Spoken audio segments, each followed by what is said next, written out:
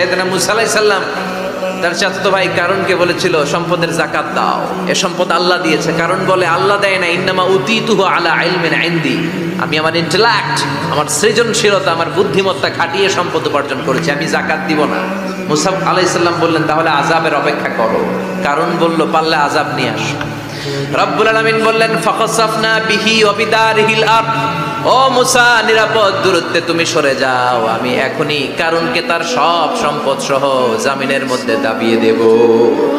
কারণ তার সম্পদ সহ জামিনে দেবে যেতে লাগলো। আমি জায়গাটা নিজে দেখে এসেছি। মিশরের রাজধানী কায়রো থেকে 120 কিলো দূরে ফাইয়ুম নামে একটা জেলা আছে, ওই জেলায় বহাইরা কারণের সব সম্পত্তি আল্লাহ জামিনে দাবিয়ে দিয়েছে। হাঁটু পর্যন্ত দেবে যায়, সে ভেবেছে আমি বেঁচে যাব, কোমর পর্যন্ত দেবে গিয়েছে বেঁচে যাব, গলা পর্যন্ত যখন দেবে গিয়েছে আর বাঁচার সুযোগ নাই। কারণ কয় মুসা সব সম্পত্তি তোরে আর তোর আল্লাহরে দিয়ে দিলাম, আমারে বাঁচা, আমারে বাঁচা, আমি তওবা করলাম। তখন কি তওবার সময় আছে? কথা কন, বাদাল গারগারা, মালাকুল মাউত যখন দেখে ফেলবেন তখন তওবার সুযোগ আছে? আল্লাহ বলে দ্য টাইম ইজ আপ, সময় শেষ, এখন তোমার ঈমান কবুল করা হবে।